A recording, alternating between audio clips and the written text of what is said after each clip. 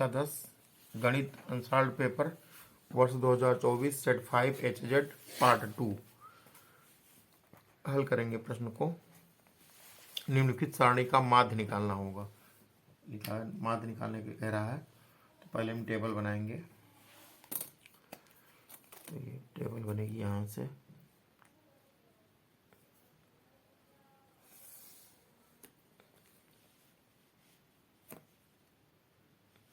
पहले इसमें होगा समांतर वो वर्गांतर लिखेंगे, वर्गांतराल इतने पे वर्गांतराल यहाँ पे आ गया,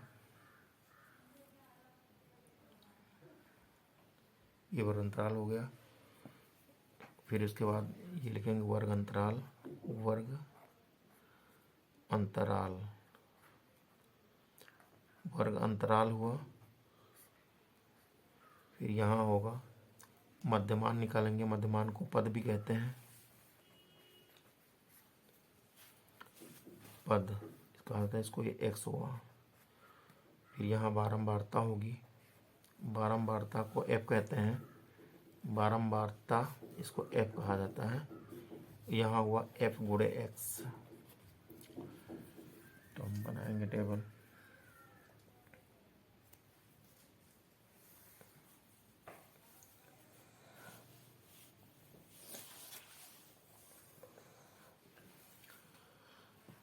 वर्ग अंतराल यहाँ जो लिखा है वो लिख देंगे। पहले 0 से 5 है,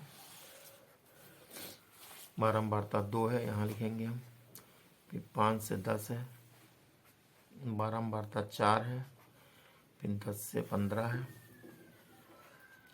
बारंबारता 6 है। फिर 15 से 20 है, बारंबारता 10 है। फिर उसके बाद हम इसको टेबल को पूरा करेंगे।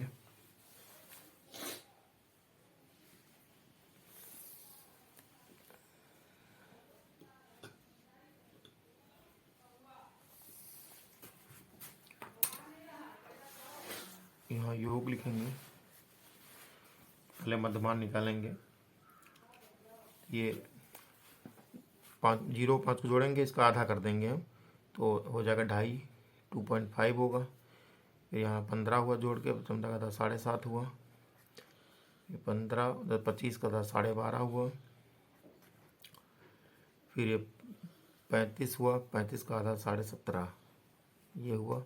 अब एफ निकालेंगे, यानी इसको इससे गुणा करेंगे हम, तो 25 दूना 50, इसको गुणा करेंगे तो आ जाएगा, ये लिख देंगे पहले 2.5 गुणे 4 करेंगे तो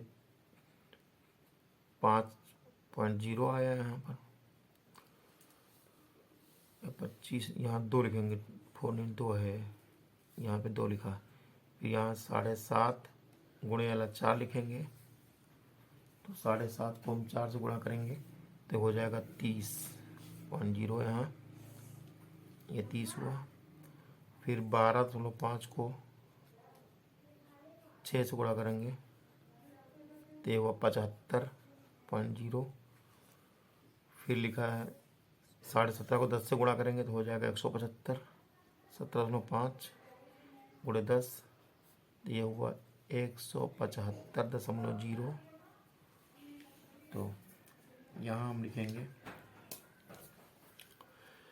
समेसन एफ, यहाँ होगा समेसन एफ एक्स। इनको हम जोड़ेंगे, जोड़ कर आ रहा है, इसका जोड़ 22 आ रहा है, और इसको जोड़ा गया, इसका जोड़ आ रहा 285, 285.0 यानी 285 हुआ। लिखेंगे समांतर माध्य, सूत्र होता है समांतर माध्य, समांतर माध्य बराबर होता है समेसन एफ एक्स बटे summation F. Summation F x का मान है यहाँ पर 285 बटे समेसन एफ का मान है 22।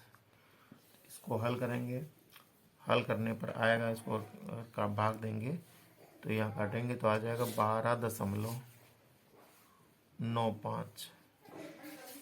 यह समांतर माध्य है, यानी माध्य बराबर आया 12.95। तो हम देखेंगे किस विकल्प में है ये। 1295 विकल्प सी में है। लिखेंगे अतः विकल्प सी सही है। लिखेंगे अतः विकल्प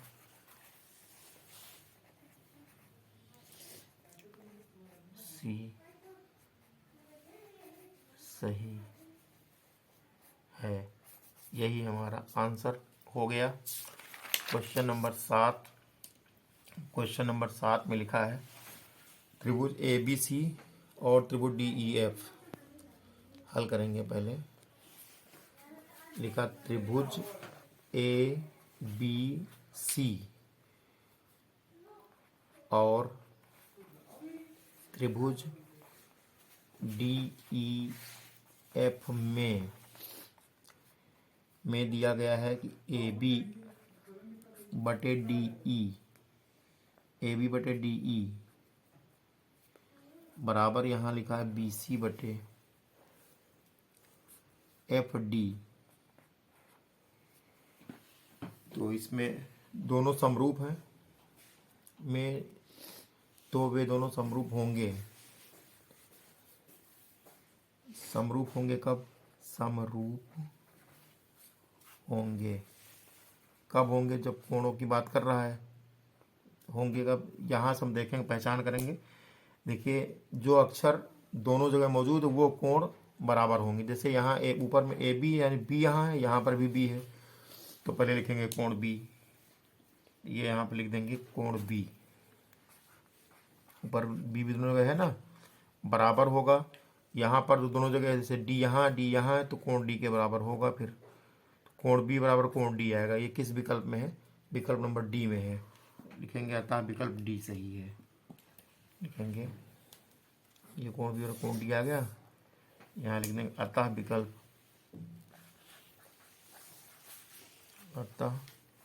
विकल्प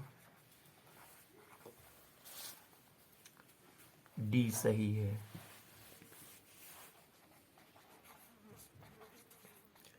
यही हमारा आंसर हो गया। क्वेश्चन नंबर 8 हल करेंगे इसको। इस त्रिभुज के शीर्ष दिए गए हैं। लिखा शीर्ष 0,4 0,0 तथा 3,0 वाले त्रिभुज का परिमाप होगा। तो पहले हम त्रिभुज बना लेंगे। ये हमने त्रिभुज बनाया।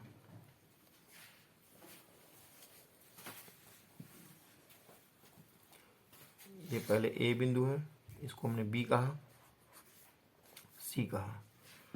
ए के निर्देशांक दिए हैं 0,4, बी के दिए हैं 0,0 और सी के दिए हैं 3,0। तो त्रिभुज का परिमाप निकालना, पहले भुजाएं पता होनी चाहिए हमको। पहले ए बी की लंबाई निकालेंगे। ए बिंदु कितना है? ए बिंदु 0,4 तथा बी है 0,0 से ए बी बराबर होगा, यानी इनकी लंबाई निकालना। ए बी की लंबाई यानी ए बी बराबर हुआ √x2 - x1 का whole square plus y2 - y1 का होल स्क्वायर। तो यहाँ से अगर देखें, ये x1 हुआ, ये y1 हुआ, ये x2 हुआ और ये y2 हुआ। तो यहाँ से अगर हल करेंगे जब हम, तो बनेगा ये ए बी बराबर होगा √ के अंदर x2 का मान 0 है, माइनस x1 का मान 0 है का होल स्क्वायर प्लस y2 0 है, माइनस y1 का मान 4 है का होल स्क्वायर करेंगे। तो ये तो 0 हुआ, -4 आएगा, -4 का होल स्क्वायर करेंगे तो आ जाएगा 16 का वर्गमूल लेंगे, हो जाएगा 4। तो this implies that A B बराबर आ गया 4। ए बी 4 आ गया। अब हमको इसी तरह निकालना है बी सी। तो बी सी बराबर होगा, अब बी सी बराबर होगा √ के अंदर। बी सी को लेंगे तो ये x1 y1 x2 y2, x1 का मान 0 है तो ये होगा 0 - 3 का होल स्क्वायर प्लस 0 माइनस 0 का होल स्क्वायर। तो BC बराबर यहाँ से आएगा अंडर रूट के अंदर -3 बचा, 3 को 9 हो गया, वर्गमूल लेंगे तो 3 आ गया, यानी BC बराबर हो गया 3। BC का मान 3 आ गया। अब लिखेंगे हम CA बराबर होगा अंडर रूट के अंदर x1 y1 x2 y2 3 minus 0 का होल स्क्वायर प्लस 0 माइनस 4 का होल स्क्वायर होगा। तो 3 का स्क्वायर होगा 9 और 4 का होगा 4 तो 16, 16 9 आया 25, वर्गमूल लेंगे 5 आएगा, यानी CA बराबर आ गया 5। ये CA हुआ। अब कह रहा परिमाप निकालो, परिमाप माने सभी भुजाओं को जोड़, तो परिमाप होगा AB plus BC plus CA। तो AB का मान है यहाँ पर, AB का मान आया है ये 4 आया, यहाँ 4 लिखेंगे, प्लस BC 3 आया है, प्लस CA आया है 5। तो 4 3 7 5 12 आ गया। तो हम लिखेंगे 12 किस विकल्प 12 C में आ रहा, तो लिखेंगे विकल्प C सही है। अतः विकल्प C सही है। अतः विकल्प C सही है, यही हमारा आंसर हो गया। क्वेश्चन नंबर 9 में लिखा है कि यदि हल करेंगे इसको, लिखा है यदि 3 tan A बराबर 4, यहाँ से tan A बराबर होगा 4/3 और tan A बराबर होता है लंब बटे आधार। तो इसका मतलब लंब हुआ 4 और आधार हुआ 3। तो इसका मतलब हुआ कि लंब बराबर 4 तथा आधार बराबर 3। तो अब हम लगाएंगे पाइथागोरस प्रमेय। पाइथागोरस प्रमेय से कर्ण ज्ञात करेंगे, लिखेंगे पाइथागोरस प्रमेय से, पाइथागोरस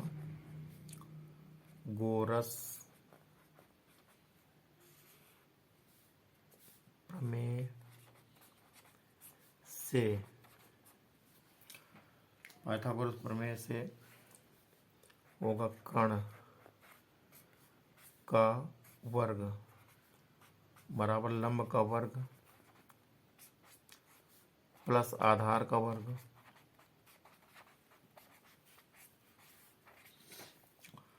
तो यहाँ से सिर्फ कर्ण अगर लिखेंगे हम, कर्ण बराबर होगा अंडर रूट के अंदर लंब का वर्ग प्लस आधार का वर्ग।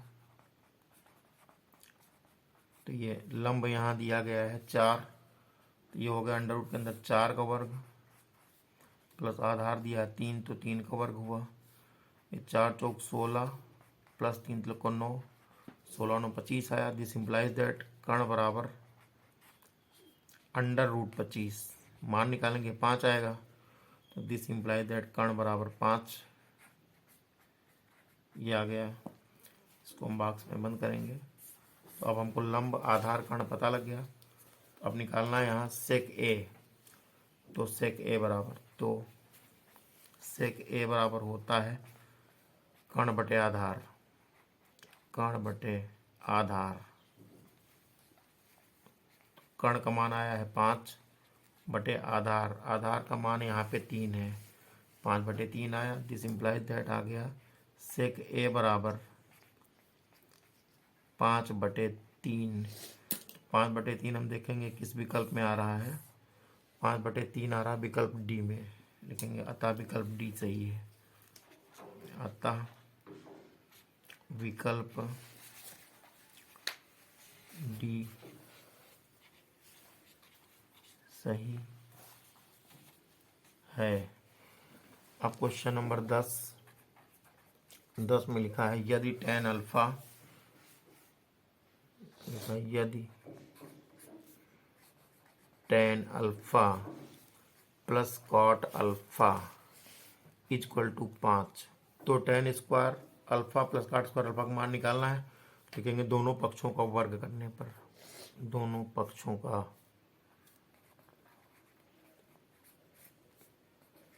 वर्ग करने पर, इसका वर्ग कर देंगे दोनों पक्षों में तो बात बन जाएगी। तो ये हुआ tan alpha plus cot alpha का होल स्क्वायर इक्वल टू 5 का होल स्क्वायर हुआ है। तो tan स्क्वायर अल्फा यहाँ पर आया प्लस ये हुआ कॉट स्क्वायर अल्फा बराबर ये plus a square plus b square plus 2 ये भी हुआ, तो प्लस यहाँ बनाएंगे 2 लिखेंगे, ये 2 हुआ प्लस का ए का मान है tan अल्फा इंटू बी का मान है कॉट अल्फा बराबर 25। tan कॉट एक दूसरे के उल्टा होते हैं, यहाँ लिखेंगे tan square alpha plus cot square alpha plus 2। tan alpha को tan अल्फा लिखेंगे और काट को 1/tan अल्फा लिख सकते हैं, इसको हम बराबर 25 लिखा है। तो यहाँ से ये tan और ये tan आपस में कट गया, तो ये आ गया यहाँ पर tan square alpha plus cot square alpha plus 2, 2 होगा बराबर 25 लिखा है।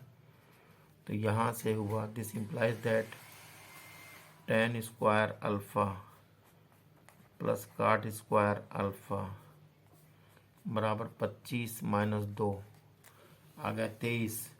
तो tan square alpha plus cot square alpha बराबर 23 हुआ। यही हमारा आंसर हो गया। अब हम देखेंगे किस विकल्प में 23 आ रहा है। 23 आ रहा विकल्प सी में, लिखेंगे अतः विकल्प सी सही है, अतः विकल्प सी सही है। यही हमारा आंसर हो गया।